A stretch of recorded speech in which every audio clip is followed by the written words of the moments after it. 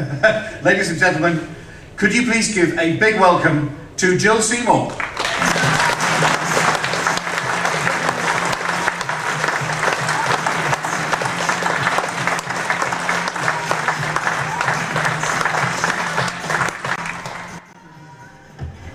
Good afternoon, ladies and gentlemen.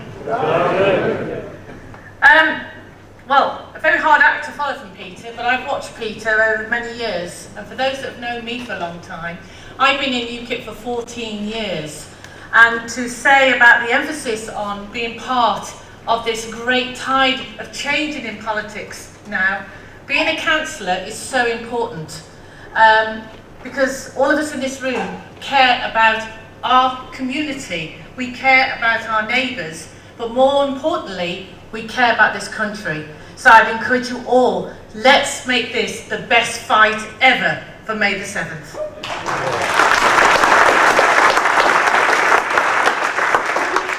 Now, I became an MEP last May, and to be honest, the past sort of year, I say a year, it's been a bit of a whirlwind really.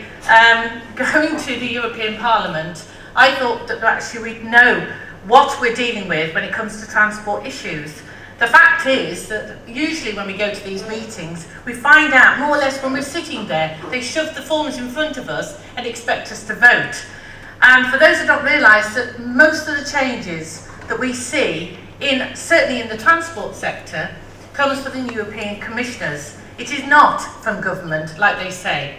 And I will go through a few points that I discussed last year at Doncaster, and I apologise for those that have heard some of them, but I'll go back over those points. More importantly, last time I came to Torquay, the sun was shining. And I actually always find, when I come to this place, the sun is shining, the people are smiling, it is always a delight to come to Torquay. But coming down the M5 from Telford, it's probably the only motorway that is a pleasure, and I come down smiling, because it's the only motorway that doesn't have speed cameras in abundance as it does everywhere else around the UK. That's a change. That is a change. But please, don't hold your breath, because I wouldn't be surprised in another few years when I come back down here again and discuss about certain topics and being transport, that you don't see that the M5 gets swamped with cameras. So why is there a war on the motorist? Because that's how I see it. The thing is that we in UKIP actually recognise that war on the motorist. And I go by the speed cameras that we see around the country. And again, for those that have driven a long time, have you noticed how more and more cameras are popping up in all varieties? I think there's over 20 different types of cameras. Those that make you aware about their clocking your speed, but then you have the covert ones where you don't know. You have the covert police, which I don't have an issue with that, because I do recognise that we should always abide by the law. But they have brought out new things recently. And you recognise now that if you actually go 1 or 2 miles over 70 miles an hour, they're going to nab you, one way or the other. But it's the concern I have about these cameras. Now, on the M6 going through Birmingham, there is an excessive usage of them. So when I was in the European Parliament, I actually put a question to the European Commissioner for Transport. And I asked her, are you considering charging or increasing road tolls around the UK? And her answer basically was, and I wanted in writing, that their vision for the future is they're going to start charging the motorists for every mile you do. And it is happening. Please, I'm telling you, it is going to happen. But not under the UKIP umbrella, because, ladies and gentlemen, we will scrap any consideration of road tolls or charging to our community.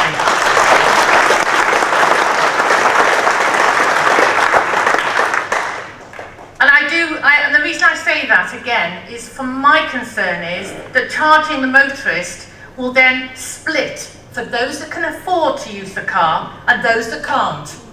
And to me, it's usually the vulnerable, always the people that suffer the most, will not have that pleasure of popping out for the weekend for a drive. So again, it's something I'm very concerned about. We also have concerns about the road haulage. And again, I brought this subject up once before. We brought in the new CPC, competence certificate for the drivers. Now, I've spoken to many haulage companies around the UK, and most of the haulage companies are saying that this is literally, it's killing the industry. Because what it's doing is taking those mature gentlemen that have been around a long time, who certainly know how to use their vehicles, off the road. It hasn't actually helped, and I won't mention the one instance we've all heard recently, where a very sad situation, where a very young driver had an accident with a truck at 19 years of age. These trucks are lethal.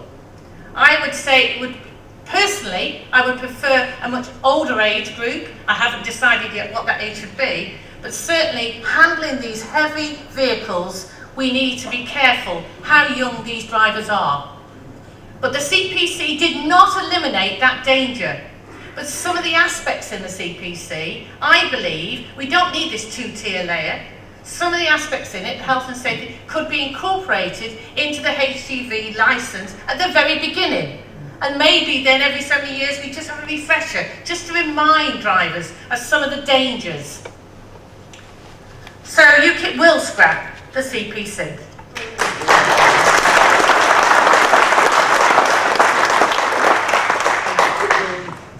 Now for the other white elephant, and I'm sure many of you know exactly which one that one is. It's got HS2 plastered all over its back end.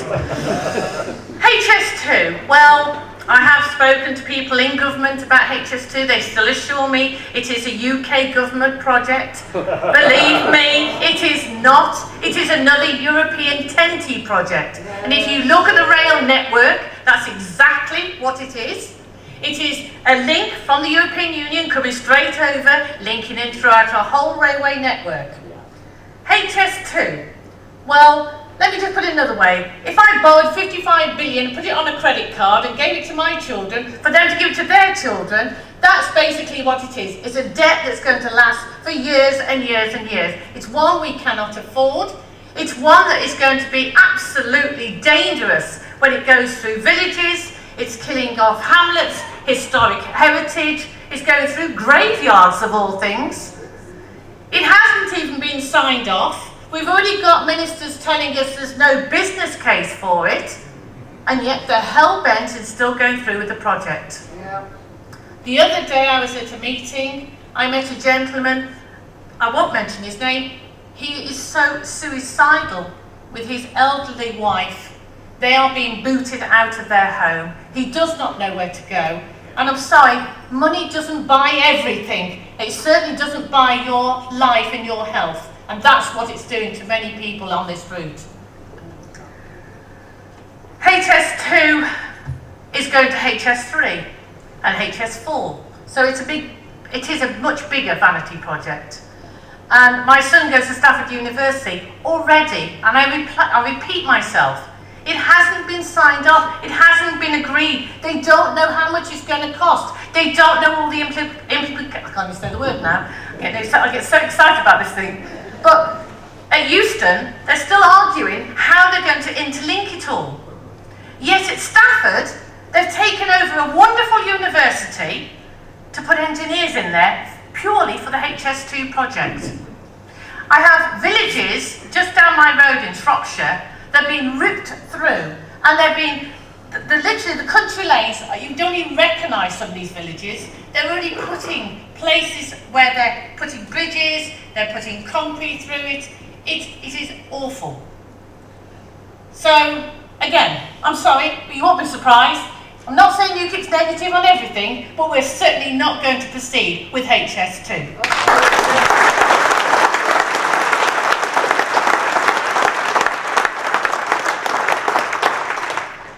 I do have some positives. What UKIP does recognise is we do have a fantastic rail network in many parts of the UK. But sadly, it has been neglected and ignored and left to just get tired and tired and tired, to when we had bad weather, where in the southwest you lost a certain amount of your track. Are you telling me that nobody throughout these years in past governments could recognise the danger? They waited till the danger was there, and now they're having to pick up the pieces. So I would say, stop wasting money on a vanity project. Let's build and improve on the existing network we've got first. Let's put things right what we've got. Stop making up new things.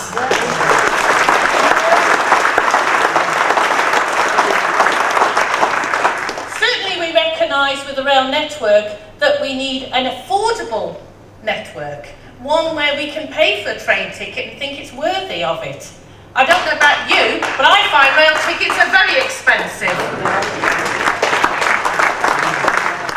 So again, I would encourage, if I was as an MEP or even as an MP, wherever I go, I would encourage that we have a balance, a fair understanding that the general public have the available price of a ticket to go wherever they want to go, and if they want to take us off the roads, then make it worthy of it.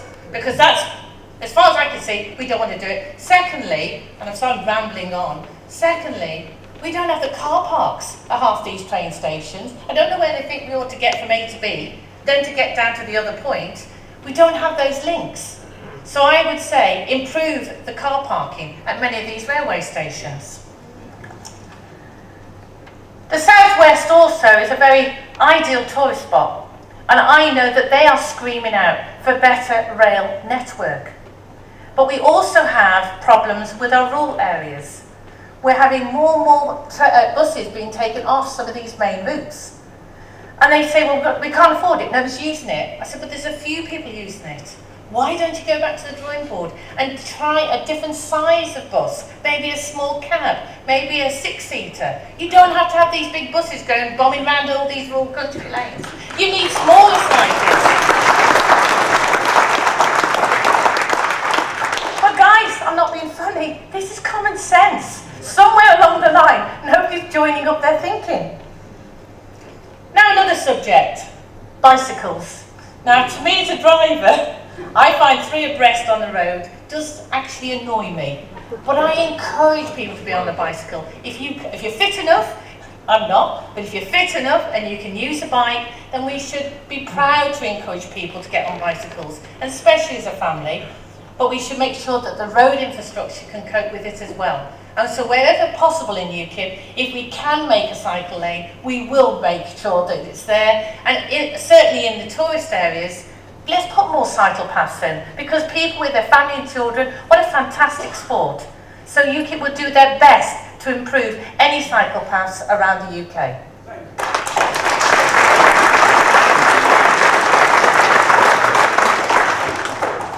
Now I don't know if anybody's got an electric car in the room, and I apologise if you have. Again, I'm a lady, I'm a woman that believes in freedom of choice. And I will always believe in freedom of choice. You should have any form of transport you want, but not at the cost of the taxpayer. Because at the moment, if you have an electric car, each one of you, we're paying £5,000 a subsidy for each one of those cars. So UKIP would scrap the subsidy of electric cars. You should be able to stand on your own if that's the source of kind of car you want. And it would save 500 million that I could use elsewhere where it is needed.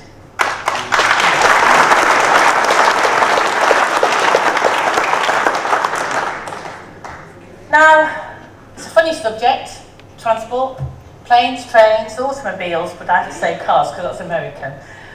But also we do have the planes, we do have the Exeter Airport, and UKIP, and Plymouth, thank you very much, get my little map out and get my pins in.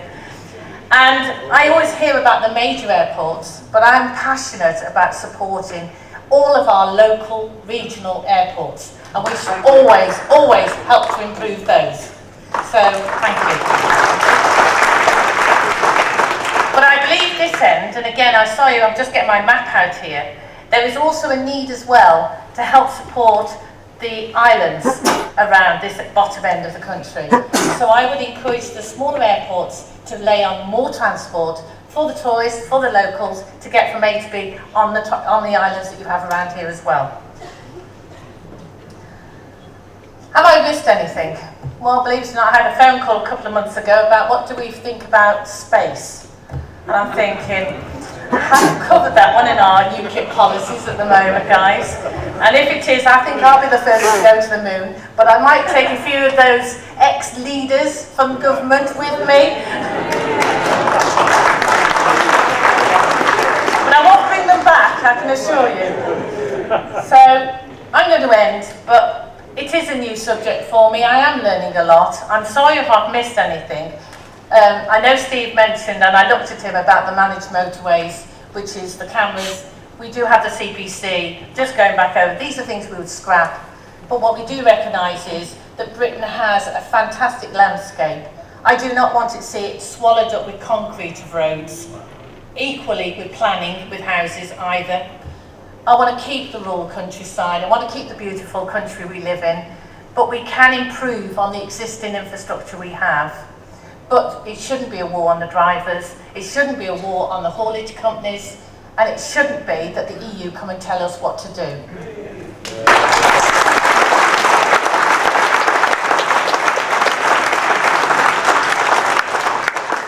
And after 14 years, I'm pleased to see this up here.